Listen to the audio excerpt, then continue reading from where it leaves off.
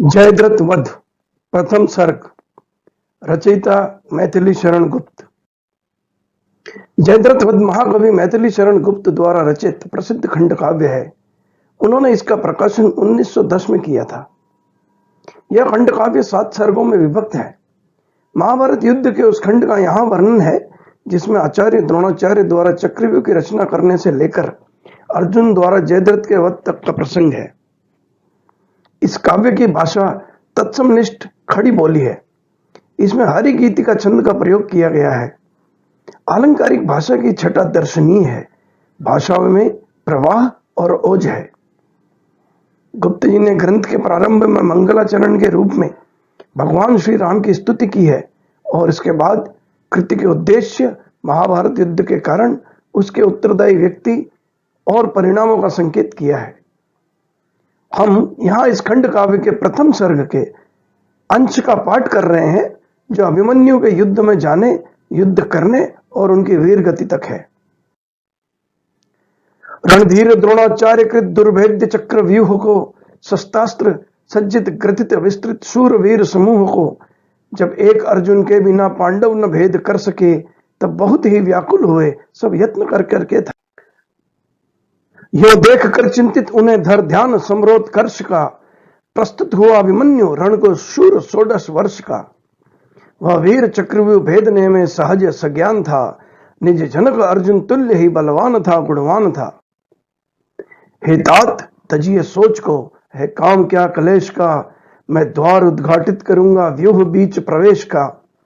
यो पांडवों से कह समर को वीर वह सज्जित हुआ, छवि देख उसकी उस समय सुरराज भी लज्जित हुआ।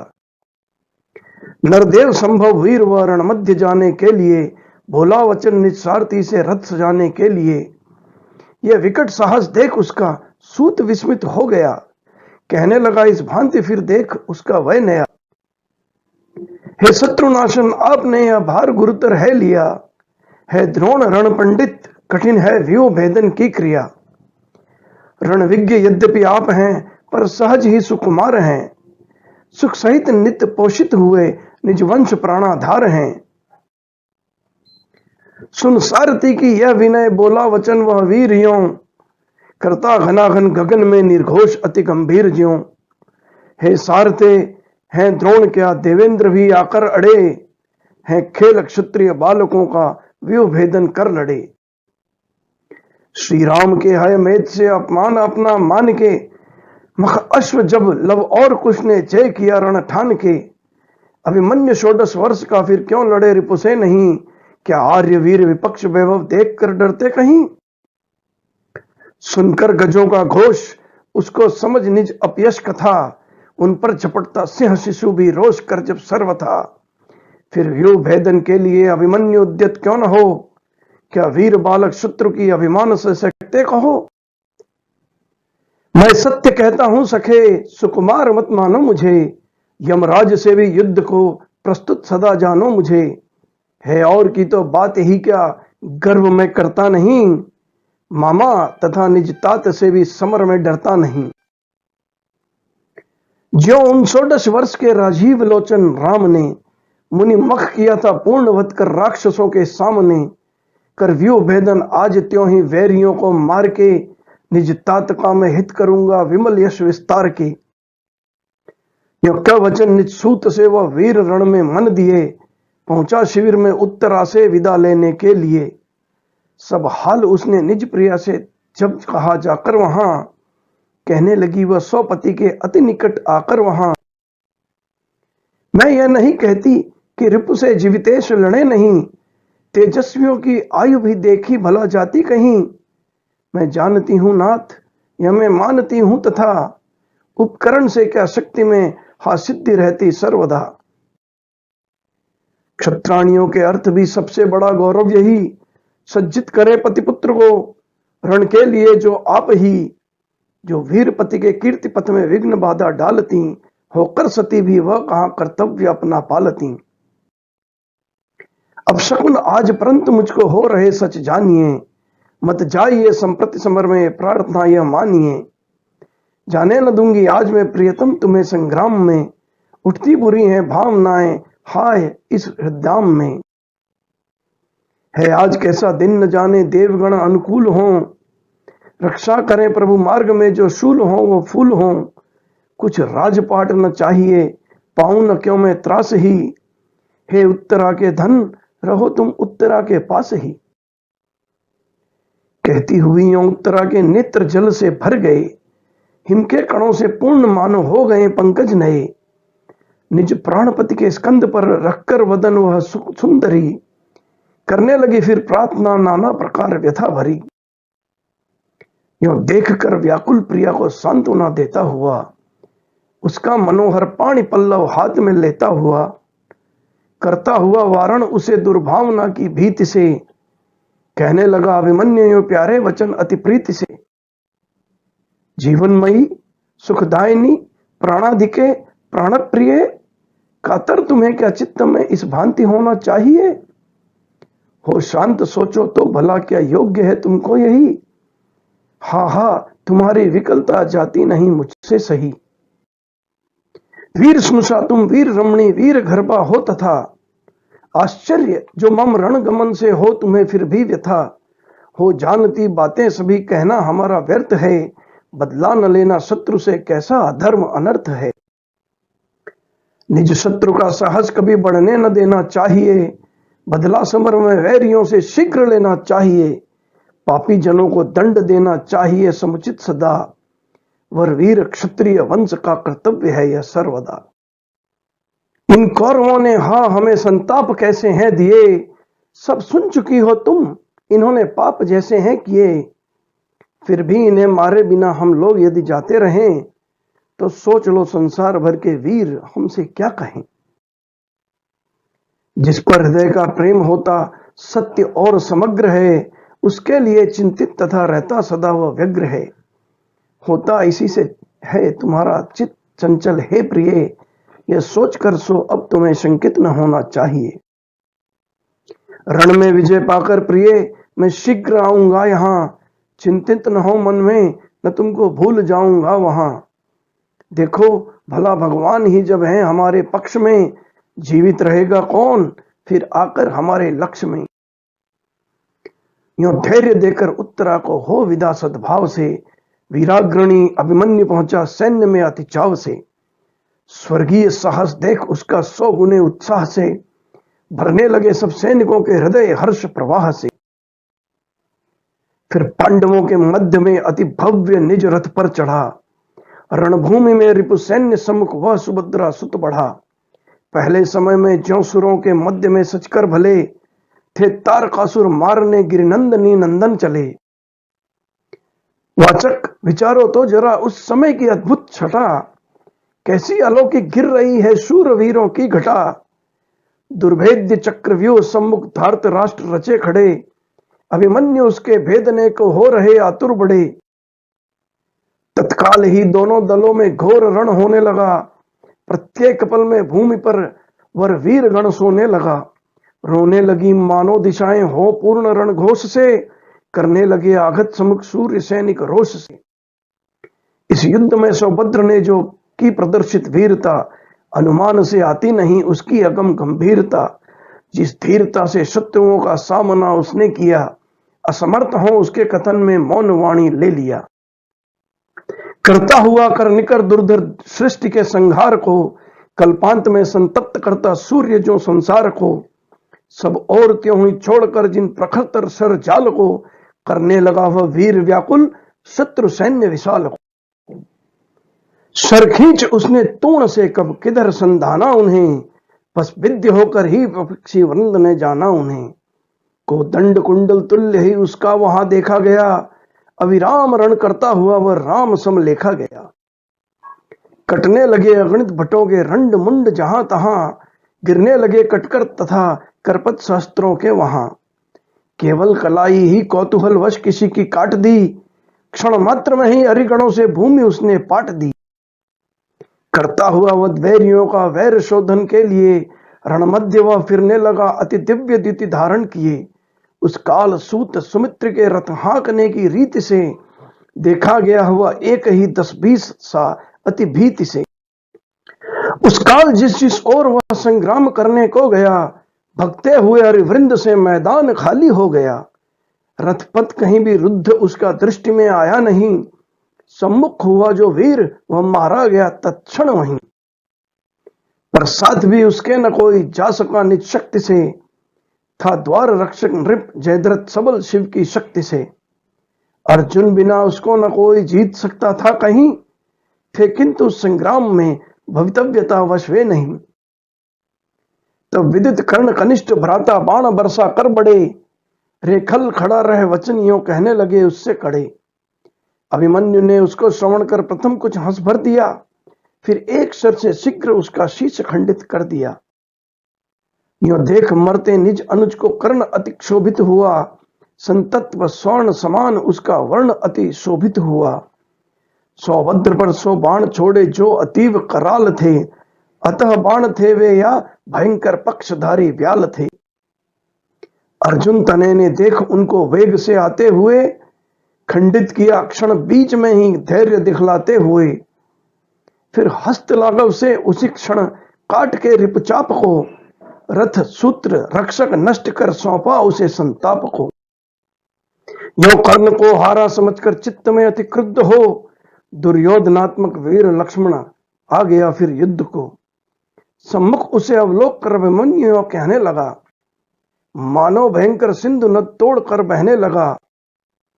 तुम हो हमारे बंधु इससे हम जताते हैं तुम्हें। मत जानियो तुम यह कि हम निर्बल बताते हैं तुम्हें।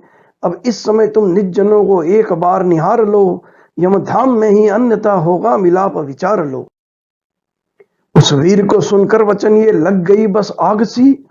हो क्रुद्ध उसने शक्ति छोड़ी एक निष्ठुर नाग सी। अभिमन्यु ने उसको विफल कर पांडवों की जय कही। फिर सर चढ़ाया एक जिसमें ज्योति सी थी जग रही। उस अर्धचंद्राकार सर ने छूट कर कोदंड से छेदन किया रिपुकंठ तत्क्षण फलक धार प्रचंड से। होता हुआ इस भांति भाषित शीश उनका गिर पड़ा। होता प्रकाशित टूटकर नक्षत्र जो नभ में बढ़ा। तत्काल हाहाकार युत रिपु पक्ष में दुख सा छा गया। फिर दुष्ट दुशासन समर में शीघ्र सम्मुख आ गया। अभिमन्यु उसको देखते ही क्रोध से जलने लगा। निश्वास बारंबार उसका उष्णतर चलने लगा। रे नराधम नार की तू था बता अब तक कहां। मैं खोजता फिरता तुझे सब और कब से कहूं यहां। यह देख मेरा बाण तेरे प्राण नाश निमित्त है। तैयार हो तेरे अघों का आज प्रायश्चित है। अब सैनिकों के सामने ही आज वध करके तुझे। संसार में माता पिता से ऋण होना है मुझे। मेरे करों से अब तुझे कोई बचा सकता नहीं। पर देखना रणभूमि से तू भाग मत जाना कहीं। कहा यो वचन अभिमन्यु ने छोड़ा धनुष से बाण को। रिपुभाल में वह घुस गया जट भेद शीर्ष त्राण को। तब रक्त से भीगा हुआ वह गिर पड़ा पाकर व्यथा। संध्या समय पश्चिम जलधि में अरुण रवि गिरता यथा। मूर्छित समझकर उसको समर से ले गया रथ सारथी। लड़ने लगा तब नृप बृहद बल उचित नाम महारथी। कर खेल क्रीड़ा सख्त हरि जो मारता करी को कभी। मारा उसे अभिमन्यु ने तो छिन्न करके तनु सभी। उस एक ही अभिमन्यु से जो युद्ध जिसने किया मारा गया अथवा समर से विमुख होकर जिया। जिस भांति विद्युत दाम से होती सुशोभित घन घटा। सर्वत्र छिटकाने लगा वह समर में शस्त्र छटा। तब कर्ण द्रोणाचार्य से साश्चर्यों कहने लगा। आचार्य देखो तो नया सिंह सोते से जगा। रघुवर विशिख से सिंधु सम सब सैन्य इससे व्यस्त हैं। यह पार्थ नंदन पार्थ से भी धीर वीर प्रशस्त है। होना विमुख संग्राम से है पाप वीरों को महा। यह सोचकर ही इस समय ठहरा हुआ हूं मैं यहां। जैसे बने अब मारना ही योग्य इसको है यहीं।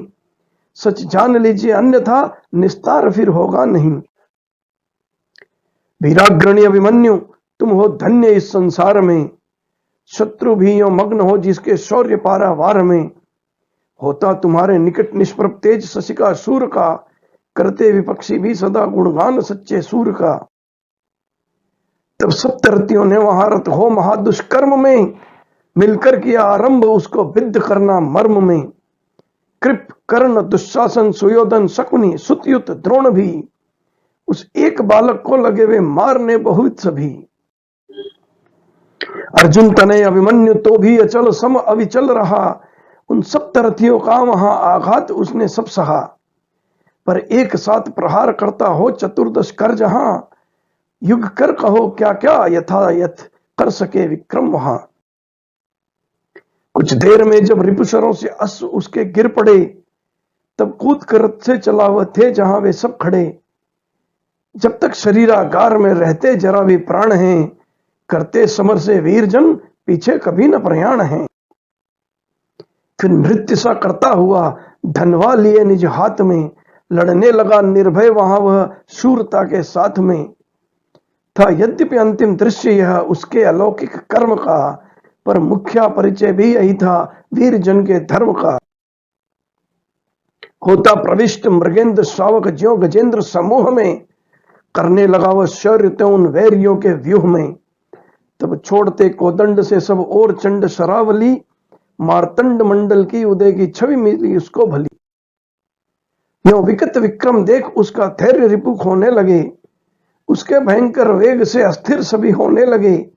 हंसने लगा वह वीर उनकी धीरता यह देख के, फिर यो वचन कहने लगा तृण तुल्य उनको लेख के।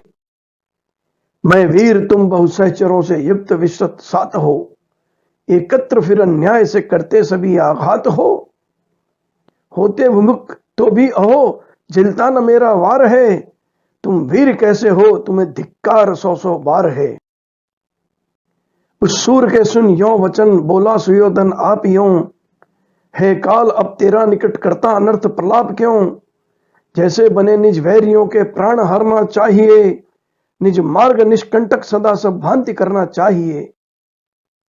यह कथन तेरे योग्य ही है, प्रथम यो उत्तर दिया। खरतर शरों से फिर उसे अभिमन्यु ने मूर्छित किया। उस समय ही जो पार्श्व से छोड़ा गया था तान के, उस कर्णाशर ने चाप उसका काट डाला आन के। तब खींच कर खरखड्ग फिर वह रत हुआ रिपुनाश में, चमकी प्रलय की बिजलियां घनघोर समरा आकाश में। पर हाय वह आलोक मंडल अल्प ही मंडित हुआ, वंचक विपक्षी वृंद से वह खड्ग भी खंडित हुआ। यो रिक्त हस्त करता हुआ जहां वह वीर रिपु संघात में, संग्राम में निज शत्रुओं की देख कर यह नीचता। कहने लगा वह यो वचन युग करों से नीचता। निशस्त्र पर तुम वीर बनकर वार करते हो अहो, है पाप तुमको देखना भी पामरों सम्मुख न हो। दो शस्त्र पहले तुम मुझे फिर युद्ध सब मुझसे करो, यह स्वार्थ साधन के लिए मत पाप पथ में पड़ धरो। कुछ प्राण भिक्षा मैं न तुमसे मांगता हूं भीति से, बस शस्त्र ही मैं चाहता हूं धर्म पूर्वक नीति से। कर में मुझे तुम शस्त्र देकर फिर दिखाओ वीरता, देखूं यहां मैं फिर तुम्हारी धीरता गंभीरता। हो साथ क्या 100 भी रहो तो भी रुलाऊं मैं तुम्हें, कर पूर्ण रण लिप्सा अभी क्षण में सुलाऊं मैं तुम्हें। निशस्त्र पर आघात करना सर्वथा अन्याय है, स्वीकार करता बात यह सब शूर जन समुदाय है। पर जानकर भी हा इसे आती न तुमको लाज है, होता कलंकित आज तुमसे शूरवीर समाज है नीच ये सब शूर पर आचार्य, तुम आचार्य हो।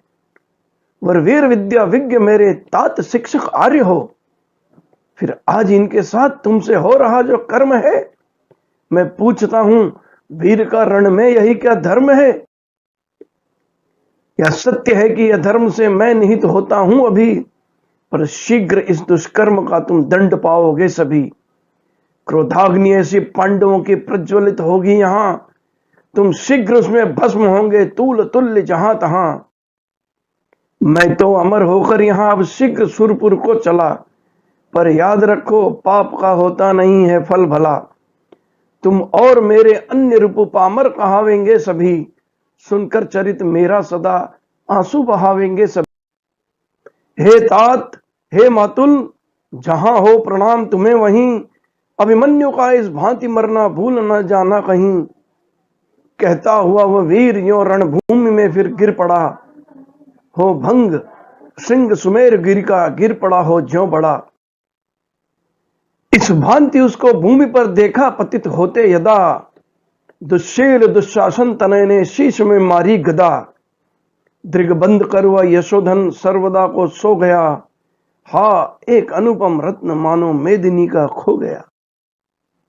हे वीरवर अभिमन्यु, अब तुम हो यद्यपि सुरलोक में, पर अंत तक रोते रहेंगे हम तुम्हारे शोक में। दिन दिन तुम्हारी कीर्ति का विस्तार होगा विश्व में, तब शत्रुओं के नाम पर धिक्कार होगा विश्व में। इति प्रथम सर्ग।